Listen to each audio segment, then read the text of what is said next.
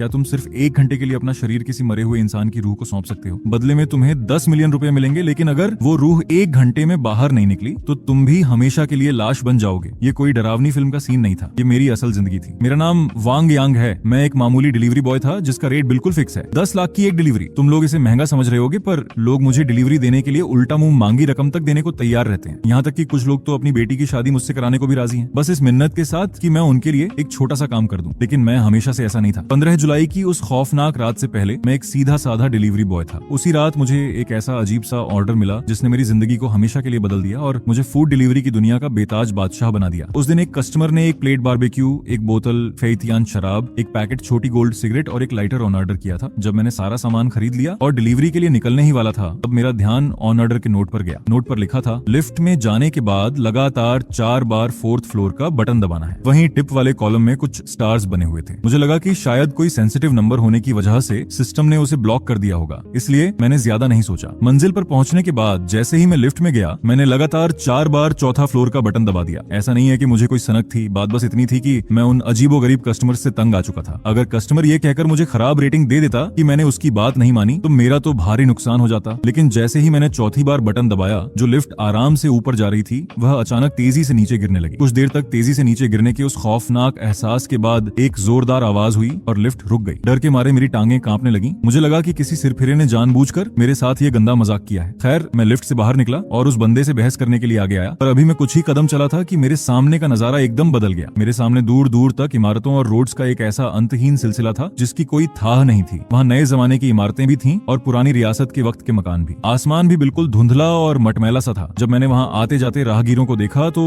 उनका पहनावा अजीबोगरीब और रंग बिरंगा था। कोई पारंपरिक हानफू पहने था, कोई छिपाओ, तो कोई 3 पीस सूट। लेकिन जैसे ही उन सब ने मेरी तरफ देखा, डर के मारे मेरे रोंगटे सीधे हो गए और सिर चकराने लगा, क्योंकि उन सभी के चेहरे बिल्कुल सफेद हो चुके थे, जैसे शरीर में खून का एक कतरा भी न बचा हो। यह पक्का मेरा वहम है, बिल्कुल मेरा वहम है। मैं खुद को दिलासा देते हुए तुरंत सीढ़ियों की तरफ भागा, लेकिन ठीक उसी वक्त एक बिल्कुल ठंडा बर्फ जैसा हाथ मेरे कंधे पर आकर टिका। ये ऑर्डर मैंने ही मंगाया है, लाओ इसे मुझे दे दो। भाई साहब, डर के मारे मेरी तो जान ही हलक में अटक गई। मैंने झट से पीछे मुड़कर देखा तो वहाँ एक 40 से 45 साल का आदमी खड़ा था। उसके बाल और कपड़े तो आज के जमाने के थे, लेकिन उसका चेहरा कागज की तरह बिल्कुल सफेद था। मैं तो चीख मारते हुए वहीं जमीन पर ढेर हो गया। चिल्लाओ मत, अब जब आ ही गए हो तो। उस आदमी ने सीधे पैकेट खोला और बारबेक्यू कबाब उठाकर खाने लगा। फिर उसने उसे थूक दिया। इसके बाद उसने फेइतियान का एक घूंट भरा और उसे भी थूक दिया। उसकी आंखों में पुरानी यादों की एक अजीब सी झलक थी और वह उसे ऐसे छक रहा था जैसे किसी नियामत का लुत्फ उठा रहा हो। डर के मारे मेरी तो पैंट गीली होने वाली थी। मैंने हकलाते हुए कहा, भाई मुझे मेरी मजदूरी के पैसे नहीं चाहिए, ये सामान भी आप ही रख लो, बस मुझे यहाँ से जाने दो। छोटे भाई, ऐसा नहीं चलेगा। मुफ्त के माल में मजा तो बहुत आता है, लेकिन इससे कर्मों का हिसाब खराब हो जाता है और पुण्य कम हो जाते हैं। क्या पता इस चक्कर में मेरा अगला जन्म ही ना हो पाए। ये कहते हुए वह आदमी मेरे पास आकर जमीन पर बैठ गया। उसने एक छोटी गोल्ड सिगरेट जलाई और फिर लाइटर के साथ एक सिगरेट मेरी तरफ काटते हुए कहा, लो एक कश मारो, दिल का डर भाग जाएगा। इस वक्त मेरी सूरत ऐसी थी जैसे रोते रोते हंसना। मैंने कांपती आवाज में पूछा, यह कौन सी जगह है? उस आदमी ने जेब से चमचमाता हुआ लेटेस्ट मॉडल का आईफोन निकाला और आराम से बोला, यह परलोक यानी भूतों की दुनिया है। मुझे सिगरेट की बहुत तलब उठ रही थी और मैं बेचैन था, इसलिए मैंने इन लोगों द्वारा श्राद्ध में जलाए गए फोन से कोशिश की। मुझे अंदाजा नहीं था कि सचमुच फूड ऑर्डर हो जाएगा। खैर, मैंने तुम्हारे साथ जो भलाई की थी वह बेकार नहीं गई। ये सुनकर तो मेरे पैरों तले जमीन ही खिसक गई। अब तो मेरा खेल खत्म। एक मामूली सी डिलीवरी के चक्कर में खुद को सीधे यमलोक पहुंचा दिया। मैंने थरथराते हुए पूछा, तो क्या मैं वापस लौट पाऊंगा? तब जाकर उस आदमी को असल बात याद आई और उसने कहा, अगर तुम यहाँ 1 घंटे से ज्यादा नहीं रुकते तो आराम से वापस जा सकते हो। तुम्हारे शरीर में इंसानी गर्मी और ऊर्जा बहुत तेज है। यहाँ किसी की इतनी हिम्मत नहीं जो तुम्हें हाथ भी लगा सके। खैर, काम की बात पर आते हैं। मेरा नाम सू तुचियांग है। मैंने अपनी आधी जिंदगी जी ली और मुझे कोई मलाल नहीं है। अगर किसी के साथ अन्याय किया है तो वह मेरी पत्नी और बेटी है। अपनी जवानी के दिनों में मैं एक नंबर का आवारा और घटिया इंसान था। कर्ज के जाल में फंसकर मैं उन्हें बिना बताए भाग गया था। बाद में मैंने अपना नाम और पहचान बदल ली और किस्मत से एक होटल का मालिक बन बैठा। इसके बावजूद मैं कभी उनसे मिलने वापस नहीं गया, बल्कि मैंने तो यहाँ एक नई गर्लफ्रेंड भी ढूंढ ली थी। लेकिन आखिरकार एक कार एक्सीडेंट में मेरी मौत हो गई। फिर सू तुचियांग ने एक ठंडी आह भरी और कहा, मरने से पहले मुझे पता चला था कि इतने सालों से लोग मेरे कर्ज की वसूली के लिए उन्हें डरा धमका रहे हैं और उनकी जिंदगी नरक बनी हुई है। इसलिए मैंने अपनी पत्नी और बेटी से छिपाकर एक अलग अकाउंट खोला था और उसमें 10 लाख रुपए जमा किए थे। लेकिन इससे पहले कि मैं वह पैसे उन्हें दे पाता, मेरी मौत हो गई। अब अपना QR कोड निकालो। मैंने आधे अधूरे भरोसे के साथ अपना QR कोड उसके सामने कर दिया। लो, पूरे 10 लाख ट्रांसफर कर दिए हैं। सू तुचियांग की आवाज अचानक गंभीर हो गई। इसमें से 9 लाख रुपए मेरी बेटी को सौंप देना और बाकी के 1 लाख तुम्हारी डिलीवरी फीस है। अगर तुम्हें यह रकम कम लगे तो हम और बात कर सकते हैं। अगर तुम अपनी जेब भरने के लिए और भी मांगोगे तो मैं वह भी देने को तैयार हूँ, क्योंकि इस वक्त तुम्हारे सिवाय मेरा यह काम कोई नहीं कर सकता। 1 लाख रुपए और बात आगे भी जा सकती है। उसकी बात सुनकर मैं हक्का बक्का रह गया, लेकिन मुझमें इतनी हिम्मत कहाँ कहाँ थी कि मैं एक भूत से मोल भाव करता, पर दिक्कत ये थी कि फोन में नेटवर्क नहीं था, इसलिए समझ नहीं आ रहा था कि पैसे सच में ट्रांसफर हुए हैं या ये कोई छलावा है। फिलहाल मेरे पास उसकी इस भूतिया बात पर भरोसा करने के अलावा कोई चारा नहीं था। आपको डर नहीं लगता कि मैं ये सारे पैसे खुद हजम कर जाऊंगा? इस पर सू तुचियांग रहस्यमयी तरीके से मुस्कुराया और बोला, क्यों, क्या तुम हमेशा के लिए नीचे आकर मेरे पार्टनर बनना चाहते हो? उसकी ये बात सुनते ही मेरी सारी हेकड़ी रफू चक्कर हो गई। मैंने तुरंत हाथ उठाकर कसम खाई, मैं वादा करता हूँ एक पैसा भी ऊपर नीचे नहीं करूंगा। इसके बाद मैंने पूछा, पर मैं आपकी बेटी को ढूंढूंगा कैसे? सू तुचियांग ने कहा,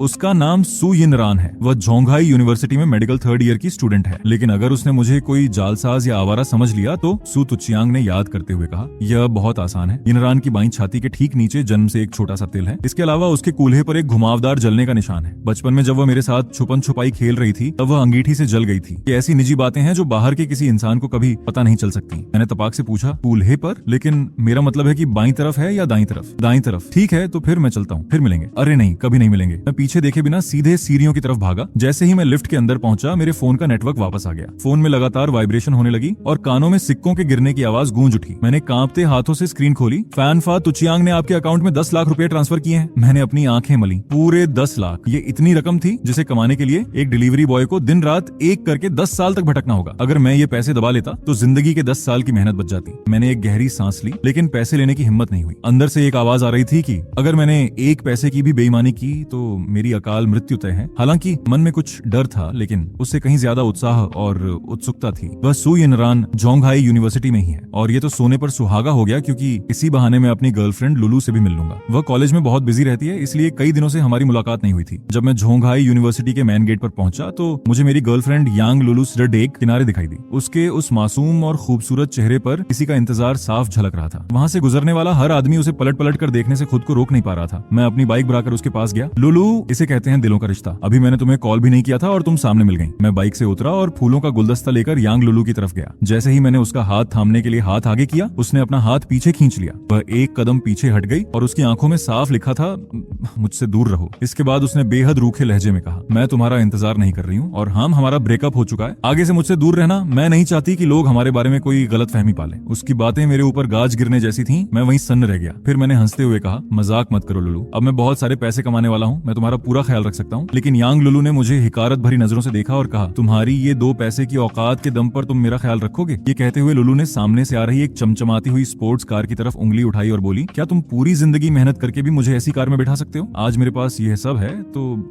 फिर मैं तुम्हारे साथ अपना वक्त क्यों बर्बाद करूं? यांग लुलू ने घमंडी लहजे में यह बात कही और फिर उसी मुस्कुराहट के साथ जो कभी सिर्फ मेरे लिए हुआ करती थी, वह उस स्पोर्ट्स कार की तरफ चली गई। कार रुकी और उसमें से एक आलीशान रईस नौजवान बाहर निकला। लुलू ने बड़े प्यार से अपना सिर उसके कंधे पर टिका दिया जैसे कोई नाजुक सी परी हो। मैं सामने खद्दा ये सब देख रहा था। मेरा सीना गुस्से और दर्द से फट रहा था। वहीं पास में खड़ा एक मोटा लड़का इस पूरे तमाशे का मजा ले रहा था। उसने चुटकी लेते हुए कहा, छोटे भाई देख लिया ना, वह पूरे कॉलेज की सबसे खूबसूरत लड़कियों में से एक है। वह तुम जैसे मामूली डिलीवरी बॉय के मुंह क्यों लगेगी? जानते हो वह कार वाला कौन है? कॉलेज का मशहूर स्टूडेंट काउंसिल प्रेसिडेंट चेन तियानचिंग है और एक नंबर का अमीर बाप का बेटा है। एक और मासूम की रईसी के जाल में फंस गई। इसी बीच चेन तियानचिंग को एहसास हुआ कि मैं हाथों में गुलदस्ता लिए उन दोनों को घूर रहा हूँ। उसने यांग लुलू से पूछा, तुम उस डिलीवरी बॉय को जानती हो क्या? लुलू ने मुंह फेरते हुए कहा, स्कूल के जमाने का एक क्लासमेट है, पर हमारी कोई खास जान पहचान नहीं है। अच्छा तो फिर चलें। चेन तियानचिंग घूमा और कार का दरवाजा खोल दिया। उसने अपनी जेब से कोई चीज निकाली और मेरी तरफ देखते हुए उसे हवा में लहराया। वह एक होटल के रूम की चाबी थी। यह देखकर मेरा दिमाग बिल्कुल सुन्न हो गया। अब मुझे समझ आया कि जब भी मैं लुलू से मिलने की बात करता था तो वह स्टडी का बहाना बनाकर क्यों टाल देती थी। तो ये थी उसकी रियल स्टडी। मुझे याद आया कि मैंने कसम खाई थी कि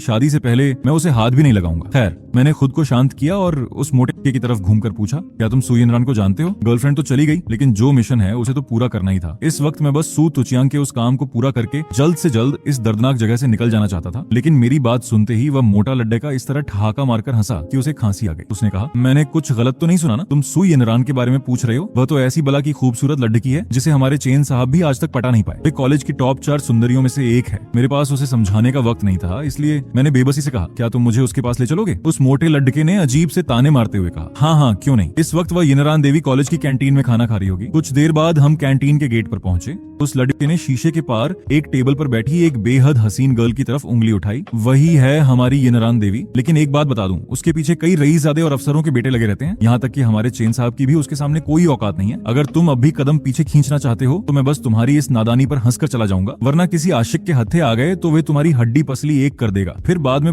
पछताने का मौका नहीं मिलेगा। मैंने उसकी बकवास पर ध्यान नहीं दिया और सीधे सू यिनरान की तरफ गया। मैं उसके पास जाकर रुक गया। करीब से देखने पर उसका चेहरा किसी बेदाग और खूबसूरत तराशे हुए संगमरमर जैसा लग रहा था। मेरे मन में एक पल के लिए ख्याल आया, क्या सू तुचियांग जैसा शराबी और जुआरी इंसान सचमुच इतनी खूबसूरत और मासूम बेटी का बाप हो सकता है? मुझे खुद पर शक होने लगा। तभी यिनरान की सहेली शू शैनशैन ने मुझे बेहद हिकारत भरी नजरों से देखा और अपनी थाली पर हाथ मारते हुए बोली, देख लिया या अभी और देखना बाकी है? हमारी यिनरान सुंदर है, इसका ये मतलब नहीं कि तुम यहाँ मुंह उठाए चले आओ। अपनी औकात पहचानो और यहाँ से रफू चक्कर हो जाओ। मैंने बिल्कुल शांत रहकर सू यिनरान से कहा, सू यिनरान जरा मेरे साथ बाहर चलो, मुझे तुमसे अकेले में कुछ जरूरी बात करनी है, सचमुच बहुत जरूरी काम है। इससे पहले कि यिनरान कुछ कहती, शू शैनशैन ने अपनी उंगली नचाते हुए गुस्से में कहा, ओए तुम दिमागी रूप से बीमार हो क्या? तुम्हें 3 सेकंड का वक्त देती हूँ, यहाँ से दफा हो जाओ। पहले ही मेरा दिल टूटा हुआ था, ऊपर से बिना किसी वजह के ये बकवास सुननी पड़ रही थी। अब मेरा सब्र का बांध टूट गया। मैंने गुस्से में डांटते हुए कहा, अपना मुंह बंद रखो, तुमसे किसी ने नहीं पूछा। यह सुनते ही शू शैनशैन जोर से चिल्लाई, बचाओ बचाओ, कोई गुंडा यिनरान के साथ बदतमीजी कर रहा है। उसकी आवाज गूंजते ही कैंटीन के बहुत सारे लड़के अपनी सीटों से उठकर मेरी तरफ लपके। एक लड़के ने आगे से धमकी दी, अपनी जगह पर सीधे रहो, ये झोंघाई यूनिवर्सिटी है, तुम्हारी गुंडागर्दी यहाँ नहीं चलेगी। अगर यहाँ कोई तमाशा किया तो तुम्हारा कीमा बना देंगे। शू शैनशैन तुरंत सू यिनरान का हाथ पकड़कर उसे भीड़ के पीछे ले जाने लगी। ये भारी भीड़ देखकर मेरे होश उड़ गए। मैं सू यिनरान को ऐसे जाने नहीं दे सकता था, वरना मेरा तो पूरा प्लान ही चौपट हो जाता। लेकिन दिक्कत ये थी कि मुझे उससे अकेले में बात करने का मौका नहीं मिल रहा था। आखिरकार मजबूरी में मैंने पूरी कैंटीन के सामने सू यिनरान की तरफ चिल्लाकर कहा, सू यिनरान, क्या तुम्हारी बाईं तरफ के हिस्से के नीचे एक तिल है? और तुम तो समझ ही रही होगी, पैर से ऊपर और कमर से जरा नीचे एक 3 इंच का घुमावदार जलने का निशान है, जो बचपन में छुपन छुपाई खेलते वक्त अंगीठी से लगा था, है ना? ये सुनते ही सू यिनरान का दिल जोरों से धड़कने लगा और उसका चेहरा शर्म से बिल्कुल लाल हो गया, जैसे उसके दिल में कोई हलचल मच गई हो। हालांकि मैंने उन अंगों का नाम सीधे सीधे नहीं लिया था, लेकिन मेरा इशारा इतना साफ था कि वह सब समझ गई। वह सोच में पड़ गई कि एक अनजान शख्स को उसकी जिंदगी का ये सबसे गुप्त राज कैसे पता है, और वह भी इस तरह सरेआम पूरी कैंटीन के सामने। उसे बेहद शर्मिंदगी महसूस हो रही थी। शुक्र इस बात का था कि मैंने उस जगह का हूबहू नाम नहीं लिया था, वरना आज पूरी यूनिवर्सिटी के सामने उसका जीना मुहाल हो जाता। वह तेजी से चलकर मेरे सामने आई और उसने अपने कोमल हाथों से मेरा मुंह बंद कर दिया। सू यिनरान ने बेहद घबराहट और शर्म के मारे अपना सिर झुका लिया और धीमी आवाज में कहा, अब बस करो और कुछ मत कहना, मैं तुम्हारे साथ बाहर चलने को तैयार हूँ। उसकी ये बात पूरी कैंटीन के लड़कों को सुनाई दी, जिससे उन सबका दिमाग पूरी तरह सन्न रह गया। पल भर में उस कैंटीन में एक सन्नाटा पसर गया। मैं भी हैरान रह गया। उसके हाथों से भीनी भीनी खुशबू आ रही थी, जो सचमुच बहुत लाजवाब। चलो अब जल्दी यहाँ से निकलो। सू यिनरान अब वहाँ एक पल भी नहीं रुकना चाहती थी। उसने घबराहट में खुद मेरा हाथ पकड़ लिया और मुझे बाहर की तरफ खींचने लगी। शू शैनशैन की आंखें फटी की फटी रह गईं। ये क्या माजरा है? यिनरान, तुम इस डिलीवरी बॉय के साथ कहाँ जा रही हो? यिनरान ने बिना पीछे मुद्दे जवाब दिया, मैं इसके साथ कुछ निजी बात करने जा रही हूँ, कुछ देर में आ जाऊंगी। उस शांत कैंटीन में जैसे एक धमाका सा हो गया। अरे बाप रे, वह डिलीवरी बॉय कौन है? उसने यिनरान देवी का हाथ पकड़ लिया। इसका मतलब तो ये हुआ कि उसने सीधे उसके हाथ को चूम लिया। उस तिल और जलने के निशान का क्या चक्कर है? बाईं तरफ के नीचे, पैर से ऊपर, कमर से नीचे। यार मुझे तो कुछ समझ नहीं आ रहा। कैंटीन के बाहर वह मोटा लड़का सू यिनरान को उस डिलीवरी बॉय के साथ इतने करीब जाते देख दंग रह गया। उसने खुद को यकीन दिलाने के लिए अपने गाल पर एक जोरदार तमाचा मारा कि कहीं वो कोई ख्वाब तो नहीं देख रहा। कुछ ही देर में सू यिनरान मुझे यूनिवर्सिटी के बाहर एक क्लब में ले गई और उसने एक प्राइवेट केबिन बुक किया। अंदर जाते ही सू यिनरान ने बेहद संभलकर और गुस्से में पूछा, तुम्हारी उन बातों का क्या मतलब था? मैंने अपनी आवाज को धीमा करते हुए कहा, अब यहाँ कोई बाहरी इंसान नहीं है, तो हम सीधे मुद्दे की बात पर आते हैं। सू यिनरान का सीना गुस्से से ऊपर नीचे हो रहा था। तुम्हारी हिम्मत कैसे हुई मुझे अपना कहने की? उसने मुझे चेतावनी देते हुए कहा, सीधे सीधे बात करो, अगर कोई भी गड़बड़ की तो मैं शोर मचा दूंगी। मैंने अपना हाथ हवा में उठाया और सू यिनरान के शरीर के उस हिस्से की तरफ इशारा करते हुए कहा, तुम्हारी बाईं तरफ के ठीक नीचे वह तिल है, सही कहा ना? फिर मैंने खुद के कूल्हे पर हाथ मारते हुए कहा, बचपन में छुपन छुपाई खेलते वक्त तुम अंगीठी से जल गई थी, है ना?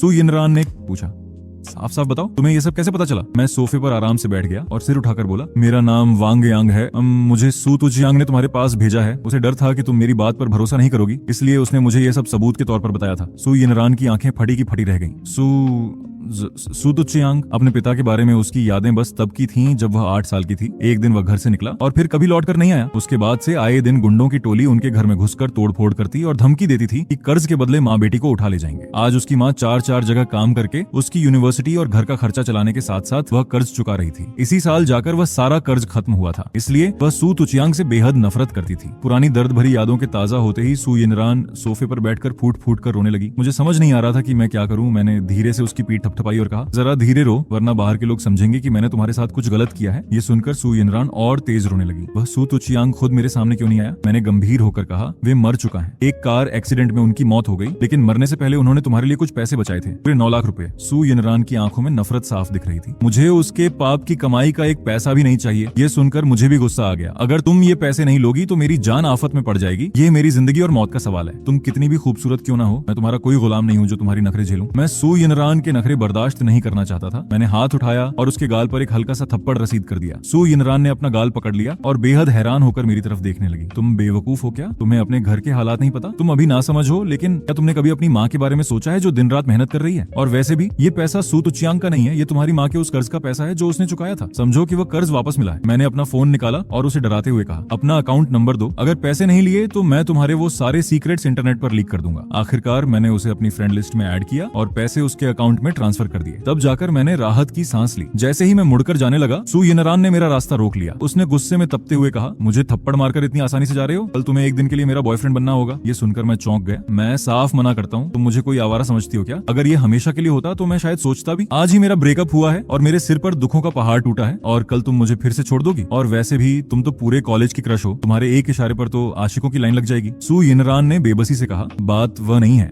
कॉलेज के एक प्रोफेसर हैं जिन्होंने मेरी बहुत मदद की है, कल उनका जन्मदिन है। वहाँ वो चेन तियानचिंग भी आ रहा है जो मुझे बहुत परेशान करता है। मुझे पता चला है कि कल वे प्रोफेसर के जरिए मेरे ऊपर शादी का दबाव बनाने वाला है। तुम कॉलेज के बाहर के हो तो कोई पहचान नहीं पाएगा, प्लीज मेरी मदद कर दो। क्या तुम इतना भी नहीं कर सकते? उसकी आंखों में वो बेबसी और डर देखकर मुझसे मना नहीं किया गया। आखिरकार मैंने हामी भर दी। सोचिए, अगर इस बहाने उसकी परेशानी हल हो जाती है तो मेरे वो 1 लाख रुपए भी हलाल हो जाएंगे। तो कल मिलते हैं। सू यिनरान मुस्कुराते हुए दरवाजा खोलकर चली गई। ठीक उसी वक्त मेरे फोन पर फिर से टिंग की आवाज हुई। वही जानी पहचानी आवाज दोबारा गूंजी। सिस्टम ने मुझे एक और ऑर्डर भेजा था, लेकिन इस बार का नोट और भी अजीब था। ऑर्डर में लिखा था, 1 बोतल माओताई शराब और 2 ग्लास ले आओ, बदले में तुम्हें 1 करोड़ रुपए के शेयर्स मिलेंगे। लोकेशन पास की किसी भी लिफ्ट में जाकर लगातार 4 बार 4th फ्लोर का बटन दबा देना। ये नोट देखते ही मैं समझ गया कि ये फिर से परलोक का कोई ऑर्डर है। 1 करोड़ रुपए। मेरे रोंगटे खड्डे हो गए। मुझे याद आया कि आज कैसे लुलू ने मुझे लात मार दी थी, सिर्फ इसलिए ना क्योंकि मेरे पास पैसे नहीं थे। मैं तुरंत क्लब से बाहर भागा और अपनी बाइक स्टार्ट की। मैं तेजी से एक मॉल की तरफ गया, वहां से माओताई शराब की बोतल खरीदी और सीधे लिफ्ट की तरफ गया। जैसे ही लिफ्ट खाली हुई, मैंने बिना वक्त गंवाए लगातार 4 बार 4था फ्लोर का बटन दबा दिया। लिफ्ट की स्क्रीन पर अजीब से कोड्स आने लगे और फोन का नेटवर्क गायब हो गया। एक बार फिर तेजी से नीचे गिरने के एहसास के बाद लिफ्ट का दरवाजा अपने आप खुल गया। बाहर निकलते ही मुझे फिर से वही अजीबोगरीब पुरानी इमारतें दिखाई दी। सू तुचियांग मेरी तरफ आया और उसके साथ एक बेहद रईस और मोटे पेट वाला 40 या 45 उम्र का आदमी भी था। मैंने सू तुचियांग को देखकर मुस्कुराते हुए कहा, मैंने 9 लाख रुपए यिनरान को ट्रांसफर कर दिए हैं। सू तुचियांग ने तसल्ली से सिर हिलाया। चलो, मेरे कर्मों का हिसाब चुकता हुआ। बहुत बहुत शुक्रिया। क्यों चेन साहब, मैंने झूठ तो नहीं कहा था ना? यहाँ से सचमुच इंसान की दुनिया का खाना पीना ऑर्डर किया जा सकता है। सू तुचियांग ने गर्व से उस मोटे आदमी से मेरी पहचान कराई। छोटे भाई, ये चेन होंगफेई हैं। ये झोंगहाई शहर के बहुत जाने माने बिजनेसमैन हैं और इनकी मिलियंस की इंटीरियर डिजाइनिंग कंपनी है। चेन होंगफेई ने उतावले होकर कहा, जल्दी करो छोटे भाई, मेरी शराब की तलब मिटाओ। चेन होंगफेई ने माओताई की बोतल ली, 2 ग्लास में शराब डाली और 1 ग्लास मुझे और 1 सू तुचियांग को दे दिया। फिर उसने सीधे बोतल से एक लंबा घूंट भरा और उसे थूक दिया। उसने आंखें बंद करके उस स्वाद का आनंद लिया। परलोक की भाषा में इसे चखना कहते हैं। इंसानी दुनिया का खाना पीना अगर भूत सचमुच पेट में उतार लें तो उनका अस्तित्व ही मिट जाता है और उनकी आत्मा नष्ट हो जाती है। सू तुचियांग ने टोकते हुए कहा, चेन साहब, हमारे पास वक्त कम है, पहले काम की बात कर लो। शराब तो बाद में भी पीते रहेंगे। हाँ, पहले असली काम करते हैं। चैन होंगफेई ने मुझे एक पता बताया और बहुत उम्मीद से मेरी तरफ देखते हुए कहा, वह मेरा घर है। वहाँ जाने के बाद तुम मेरी तस्वीर को छूना ताकि मेरी आत्मा तुम्हारे शरीर में प्रवेश कर सके। मैं हैरान रह गया। हॉरर फिल्में तो मैंने बहुत देखी थी, क्या किसी भूत को अपने शरीर में ऐसे ही घुसने दिया जा सकता है? अगर वह मेरे शरीर पर कब्जा करके वापस ही न निकला तो मेरी तो जिंदगी ही तबाह हो जाएगी। यह तो सीधे सीधे भूत का साया होने वाली बात थी। चेन होंगफेई ने रोते हुए कहा, मैं तुम्हारे आगे हाथ जोड़ देता हूँ, प्लीज मेरी मदद करो। मेरी पहली पत्नी से मेरा एक ही बेटा है जिसका नाम चेन तियानचिंग है। मेरे मरने के बाद जब यमराज के पास मेरे कर्मों का बही खाता खुला तब मुझे पता चला कि वह मेरा सगा बेटा नहीं है, बल्कि वह किसी और की औलाद है। अपनी आधी जिंदगी की जो खून पसीने की कमाई है, मैं उसे उस नाजायज औलाद के हाथ में नहीं सौंप सकता। मैं अपने शरीर के जरिए अपनी मौजूदा पत्नी को सच बताना चाहता हूँ और उसे वसीयत से बेदखल करना चाहता हूँ। बदले में मैं तुम्हें अपनी कंपनी के 10% शेयर्स दे दूंगा। बोलो छोटे भाई, मंजूर है? चेन तियानचिंग। जैसे ही उस कुत्ते का नाम मेरे कानों में पड़ा, मेरा खून खौल उठा। मेरे दिमाग में यूनिवर्सिटी के गेट का वह नजारा घूम गया जहाँ उसने मुझे नीचा दिखाया था। मैंने गुस्से में चेन होंगफेई का कॉलर पकड़ा और चिल्लाकर पूछा, साफ साफ बताओ, क्या तुम्हारा बेटा झोंगहाई यूनिवर्सिटी का स्टूडेंट काउंसिल प्रेसिडेंट है? चैन होंगफेई ने हैरान होकर पूछा, तुम उसे जानते हो क्या? मैंने उसका कॉलर छोड़े डीएच दिया और ठंडे लहजे में कहा, सिर्फ जानता ही नहीं हूँ, आज दोपहर को उसने मेरी गर्लफ्रेंड को भी पटाया है और वो दोनों होटल गए हैं। चैन होंगफेई ने गुस्से में आगबूला होते हुए कहा, उस कमीने की इतनी हिम्मत, बाप अभी मरा भी नहीं और वह अय्याशी कर रहा है। फिर उसने मेरी तरफ देखते हुए मिन्नत की, छोटे भाई, मेरा इस बात से कोई लेना देना नहीं है। वह चैन तियानचिंग मेरी औलाद नहीं है। तुम बस मुझे अपने शरीर में आने दो, मैं उसे घुटनों पर लाकर उसकी औकात याद दिला दूंगा। मैंने अपनी आंखें छोटी करके उसे देखा। प्लान तो बुरा नहीं था, लेकिन मैंने पूछा, पर इस बात की क्या गारंटी है कि तुम मेरे शरीर से बाहर निकल जाओगे? चैन होंगफेई ने दबी आवाज में कहा, मुझ में इतनी हिम्मत कहाँ है भाई, मैं तो बस एक भटका हुआ भूत हूँ। अगर मैं 1 घंटे से ज्यादा इंसानी दुनिया में रहा तो मेरी आत्मा हमेशा के लिए नष्ट हो जाएगी। मैंने सू तुचियांग की तरफ देखा तो उसने भी हामी भरी। ये सच कह रहा है, हमने इसकी पूरी जांच की है। आत्मा को शरीर में बुलाने के लिए एक ऐसे इंसान की जरूरत होती है जो दोनों दुनिया के बीच आ जा सके, और तुम्हें उस मरे हुए इंसान की सबसे अजीज चीज या उसकी तस्वीर को छूना होगा, और इसकी समय सीमा सिर्फ 1 घंटा है। सू तुचियांग ने आगे कहा, अगर तुम किसी भूत की आखिरी इच्छा पूरी करने में मदद करते हो तो इससे तुम्हारे पुण्य ज्यादा होंगे। जितने ज्यादा पुण्य होंगे तुम्हारी किस्मत उतनी ही चमकेगी, और अगर पुण्य एक तय सीमा से ज्यादा हो जाए तो मरने के बाद परलोक में तुम्हें बद्धा पद मिलेगा और तुम्हारा अगला जन्म किसी राजा महाराजा के घर में होगा। मैंने चुटकी बजाई। चलो ठीक है, मैं इस काम के लिए तैयार हूँ, लेकिन मैं तुम्हारे घर के अंदर कैसे जाऊंगा? चेन होंग फेई ने खुशी के आंसू रोते हुए कहा, बहुत बहुत शुक्रिया। मेरी पत्नी का नाम चिन शेनयुन है। तुम उसके सामने जाकर बस एक कोड वर्ड बोल देना, वह तुम्हें घर के अंदर आने से नहीं रोकेगी। मैंने पूछा, कौन सी शायरी? चेन होंग फेई का चेहरा शर्म से लाल हो गया। उसने कहा, आसमान में चंदा मामा,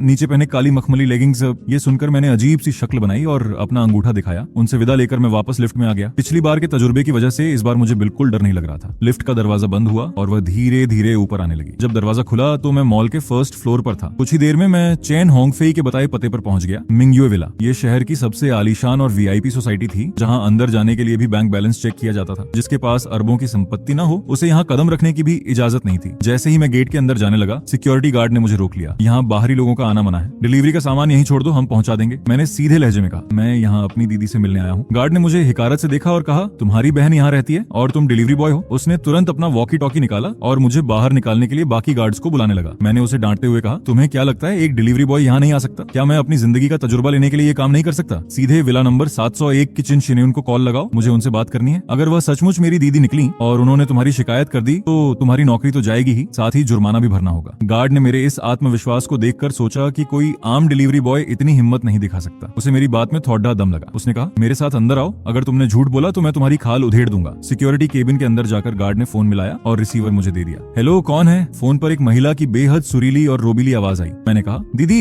मैं आपका छोटा भाई बोल रहा हूँ। इस गार्ड ने मुझे गेट पर रोक रखा है और बदतमीजी कर रहा है। छोटा भाई? मैं तो अपने माँ बाप की इकलौती औलाद हूँ, मेरा कौन सा भाई आ गया? चिन शेनयुन फोन काटने ही वाली थी कि मैंने तुरंत कहा, दीदी, क्या आप भूल गई कि उस रात मैंने आपके लिए कौन सी शायरी गाई थी? आसमान में चंदा मामा, नीचे पहने काली मखमली लेगिंग्स। लेकिन तभी फोन कट गया। मैंने हाथ में फोन लिए हुए एक ठंडी सांस ली। यार, मैंने तो एक एक लफ्ज सही बोला था, फिर उसने फोन क्यों काट दिया? गार्ड ने हंसते हुए ताना मारा, अरे वाह, बहुत शानदार नाटक था। चलो अब असली औकात पर आओ। सोसाइटी में भर्ती रिश्तेदार बनकर घुसने का अंजाम जानते हो ना? अभी उसकी बात पूरी भी नहीं हुई थी कि फोन दोबारा बज उठा। गार्ड ने स्क्रीन पर देखा, ये उसी विला से फोन था। उसने तुरंत फोन उठाया और बड़े अदब से बोला, मैम, मैं अभी इस जालसाज को पुलिस के हवाले करता हूँ। लेकिन चिन शेनयुन ने फोन पर चिल्लाते हुए कहा, वह मेरा सगा भाई है, मुझसे गलती से फोन कट गया था। तुम्हारी हिम्मत कैसे हुई मेरे भाई को जालसाज कहने की? अगर तुमने उसे अंदर नहीं भेजा तो कल तुम्हारी नौकरी खत्म समझो। गार्ड का चेहरा डर के मारे पीला पड़ गया और उसके माथे पर पसीना आ गया। आई एम सॉरी मैम, मैं अभी उन्हें अंदर भेजता हूँ। गार्ड का दिल जोरों से धड़क रहा था। उसने तुरंत झुककर मुझसे माफी मांगी। मैंने भी बात को ज्यादा नहीं खींचा और सीधे सोसाइटी के अंदर चला गया। कुछ ही देर में मैं चैन होंग फेई के आलीशान बंगले के बाहर खड़ा था। जैसे ही मैंने बेल बजाई, मुझे अंदर से किसी के तेजी से आने कदमों की आवाज सुनाई दी। दरवाजा खुला और सामने एक बेहद खूबसूरत और शांत चेहरे वाली औरत खड़ी थी। वह दिखने में मुश्किल से 25 से 30 साल की लग रही थी। ये देखकर मैं सोच में पड़ गया। चेन होंग फेई तो 50 साल से ऊपर का आदमी था। ये लड़की तो उसकी बेटी की उम्र की थी। चिन शेनयुन ने मुझे अजीब नजरों से देखा और पूछा, तुम्हें वह शायरी कैसे पता चली? मैंने हैरान होकर पूछा, क्या आप ही चिन शेनयुन हैं? उसने सिर हिलाया। हाँ, मैं ही हूँ। मैंने गंभीर होकर कहा, अगर मैं कहूँ कि ये बात मुझे खुद चेन होंग फेई ने मरते वक्त बताई है तो क्या आप यकीन करेंगे? चिन शेनयुन ने साफ मना कर दिया, बिल्कुल नहीं, लेकिन जो शायरी तुमने बोली है वह किसी बाहरी इंसान को पता होना मुमकिन ही नहीं है। खैर, तुम पहले अंदर आओ। जैसे ही मैं अंदर गया, मेरी नजर हॉल में रखी चेन होंग फेई की श्राद्ध वाली तस्वीर पर गई। चिन शेनयुन ने कहा, मेरा छठा सेंस बहुत तेज है। मैंने तुम्हें पहले कभी नहीं देखा, लेकिन तुम्हें ये कैसे पता कि होंग फेई ने मरने से पहले क्या कहा था? अब रात होने वाली है, तुम इस वक्त यहाँ आए हो तो जरूर कोई बहुत जरूरी बात होगी। मैंने हामी भरी और उसके हैरान चेहरे के सामने सीधे उस तस्वीर की तरफ बढ़ गया। मैंने कहा, बस एक पल रुको, तुम्हें सब समझ आ जाएगा। मैंने अपना हाथ आगे बढ़ाया और कांपती उंगलियों से चैन होंग फेई की उस तस्वीर को छू लिया। अगले ही पल मेरे शरीर में बिजली का एक जोरदार करंट सा एहसास हुआ। मुझे लगा कि मेरे दिमाग के अंदर एक और साया आ चुका है। वह चैन होंग फेई ही था। हालांकि शरीर पर पूरा कंट्रोल अभी भी मेरा ही था। चैन होंग फेई ने मेरे दिमाग के अंदर से बड़ी शालीनता से कहा, छोटे भाई, तुम मन में जो भी सोचोगे वह सीधे मुझसे बात कर पाओगे। अब बस तुम अपने मन में मुझे अपने शरीर का कंट्रोल सौंपने की इजाजत दे दो। मैंने राहत की सांस ली। चलो, कम से कम मालिकाना हक तो मेरे पास ही है। अगर आगे चलकर कोई दुष्ट आत्मा भी मेरे अंदर घुसने की कोशिश करेगी तो बिना मेरी मर्जी के वह कुछ नहीं कर पाएगी। मैंने मन में सोचा, ठीक है, अब तुम्हारी बारी है। चेन होंग फेई तो जैसे इसी ताक में था। वह पल भर में एक धुएं के बादल की तरह मेरे पूरे शरीर की नसों में फैल गया। मुझे एक बहुत ही अजीब सा एहसास हुआ, जैसे मेरा पूरा शरीर सुन्न हो गया हो। लेकिन अच्छी बात यह थी कि मेरी पांचों सेंसेस, देखना, सुनना, चखना, सूंघना और छूना, बिल्कुल सही काम कर रही थी। बस मेरा शरीर अगले 1 घंटे के लिए चेन होंग फेई के इशारों पर चलने वाला था। चिन शेनयुन मुझे अचरज से देख रही थी। तुम वहाँ खड़े खड़े क्या सोच रहे हो? लेकिन जैसे ही मेरा शरीर उसकी तरफ मुड़ा, मेरी आंखों में एक अजीब सा पुराना प्यार और रोब झलक उठा।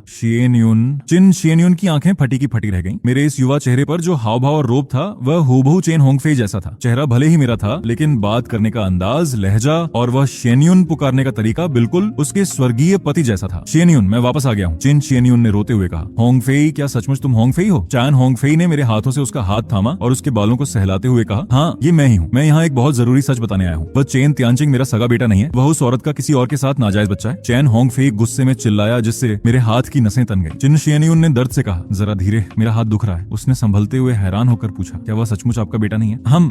तुम अभी के अभी उसे फोन लगाओ और उसे आधे घंटे के अंदर यहाँ हाजिर होने को कहो। चैन होंगफेई गुस्से से कांप रहा था। इसके अलावा कल ही उसके डीएनए टेस्ट का इंतजाम करो और उसे जायदाद से बेदखल कर दो। चिन शियनयून ने चिंता जताते हुए कहा, लेकिन ये कैसे मुमकिन होगा? आपका तो अंतिम संस्कार हो चुका है और आप राख बन चुके हैं। अदालत में ये सबूत कैसे चलेगा? यह सबूत मेरे डीएनए से नहीं बल्कि हमारी कंपनी के पुराने ड्राइवर लाओ लियू के डीएनए से साबित होगा। ये सुनते ही चिन शियनयून दंग रह गई। उसे याद आया कि जब भी ड्राइवर लाओ लियू चैन तियानचिंग को देखता था तो उसकी आंखों में एक अजीब सा हक और प्यार दिखता था। वह पहले समझती थी कि यह मालिक के बेटे के प्रति उसकी वफादारी है, लेकिन आज चेन होंगफेई की बात सुनकर सारा माजरा साफ हो गया। वह सचमुच लाओ लियू का ही बेटा था। चिन शियनयून ने तुरंत अपना फोन निकाला और चेन तियानचिंग को कॉल किया। उसने बहाना बनाया कि कंपनी में कोई संकट आ गया है और उसे तुरंत घर पहुंचना होगा। मामला बेहद गंभीर है। चैन होंगफेई ने आगे कहा, और सुनो, ये लड़का जिसका शरीर मैंने लिया है, इसका नाम वांग यांग है। मैंने इसे अपनी कंपनी के 10% शेयर्स देने का वादा किया है। इसमें कोई कंजूसी मत करना। आखिर इसी के दम पर मैं आज यहाँ आ पाया हूँ। वैसे भी मेरे जाने के बाद कंपनी डूबने की कगार पर है, लेकिन अगर इसका साथ रहा तो हमारी कंपनी आसमान की ऊंचाइयों को छुएगी, क्योंकि यह कोई मामूली इंसान नहीं है। चैन होंगफेई के मुंह से मेरे लिए इतनी बड़ी तारीफ सुनकर चिन शियनयून ने भी अदब से सिर हिलाया। ठीक उसी वक्त झोंगहाई शहर के ब्लू स्काई होटल के एक वीआईपी स्वीट में यांग लुलू थोड़ी नर्वस अंदाज में वॉशरूम का दरवाजा खोलकर बाहर निकली, लेकिन बाहर का नजारा देखकर वह दंग रह गई। चैन तियानचिंग घबराहट में अपने क्लोथ्स पहन रहा था। लुलू ने परेशान होकर पूछा, तियानचिंग तुम इतनी जल्दी में कहाँ जा रहे हो? मेरी बात पर यकीन करो, वह डिलीवरी बॉय बस मेरा एक पुराना क्लासमेट है, हमारा कोई चक्कर नहीं है। चैन तियानचिंग ने झटके से कहा, मुझे उस भिखारी से कोई लेना देना नहीं है। मेरी माँ का फोन आया था कि घर पर कोई मुसीबत आ गई है। मैं वहाँ से निपट कर वापस आता हूँ, फिर तुमसे बात करूंगा। कुछ ही देर बाद चेन तियानचिंग तेजी से अपने घर के मेन गेट पर पहुंचा। जैसे ही उसने चाबी से दरवाजा खोला और अंदर आया, सामने बैठे एक नौजवान को देखकर उसके पैरों तले जमीन खिसक गई। उस लड़के की वह चमकीली पीली डिलीवरी बॉय की ड्रेस उसकी आंखों में चुभ रही थी। वह वही लड़का था, कॉलेज के गेट पर वो मामूली डिलीवरी बॉय। तुम्हारी यहाँ आने की हिम्मत कैसे हुई? फिर उसने चिन शियनयून की तरफ देखा। माँ, मेरे पिता को मरे अभी 10 दिन भी नहीं हुए, उनकी चिता की राख भी ठंडी नहीं हुई और तुम इस मामूली से लड़के के साथ गुलछर्रे उड़ा रही हो। तुम्हें डर नहीं लगता कि पापा की आत्मा तुम्हें देख रही होगी? चैन तियानचिंग गुस्से से लाल पीला हो रहा था। उसे इस बात का जरा भी अंदाजा नहीं था कि वह जिससे बात कर रहा है वह असल में कौन है। चैन होंगफेई ने मेरे हाथों को हवा में उठाया और उंगली दिखाते हुए गरज कर कहा, कमीने, चुपचाप घुटनों के बल बैठ जा। वह कड़क आवाज सुनते ही चैन तियानचिंग का दिल दहल गया। वह आवाज और डांटने का अंदाज बिल्कुल उसके स्वर्गीय पिता जैसा था, जो अक्सर गलती करने पर कंपनी के कर्मचारियों को डांटते थे। क्या हुआ, अपनी जगह से हिलेगा नहीं क्या? मेरी कीमती वक्त बर्बाद करने की जुर्रत कैसे की? चैन होंगफेई ने बिना सोचे समझे पास रखी एक भारी कुर्सी उठाई और सीधे चैन तियानचिंग के सिर पर दे मारी। चैन तियानचिंग को संभलने का मौका ही नहीं मिला। कुर्सी सीधे उसके मुंह पर लगी। वह भारी कुर्सी इतनी मजबूत थी कि वह चक्कर खाकर सीधे जमीन पर चारों खाने चित्त हो गया। मैंने अपने मन के अंदर से चेन होंगफेई को चेतावनी दी, जरा हाथ संभाल कर उसे जान से मत मार देना, वरना जेल मुझे जाना होगा। चेन होंगफेई ने मन ही मन जवाब दिया, तुम फिक्र मत करो, मुझे अच्छे से पता है कि इस नाजायज औलाद का क्या करना है। उसने चेन तियानचिंग को घसीटकर हॉल के बीच में लाया और कहा, तुम्हारी जुबान बहुत चलती है ना। मेरे मरने के ठीक 10 दिन बाद तुम अय्याशी करने होटल पहुंच गए। तुम्हारी किस्मत अच्छी है कि मैं आज यहाँ हूँ। अब तुम्हें पता चलेगा कि किसी असली शेर के इलाके में घुसने का क्या अंजाम होता है। बताओ, तुम असल में कौन हो? चेन तियानचिंग ने खौफनाक नजरों से देखते हुए पूछा। तुम कौन हो? चेन होंगफेई ने चीख कर कहा, मैं तुम्हारा बाप हूँ। इस वक्त चेन तियानचिंग का दिमाग पूरी तरह सुन्न हो चुका था। उसकी आंखों के सामने चेहरा भले ही मेरा था, लेकिन उस चेहरे पर जो खौफनाक परछाई और गुस्सा था वह हूबहू चेन होंगफेई का था। वही डरावना सफेद चेहरा। उसने कांपते हुए कहा, पापा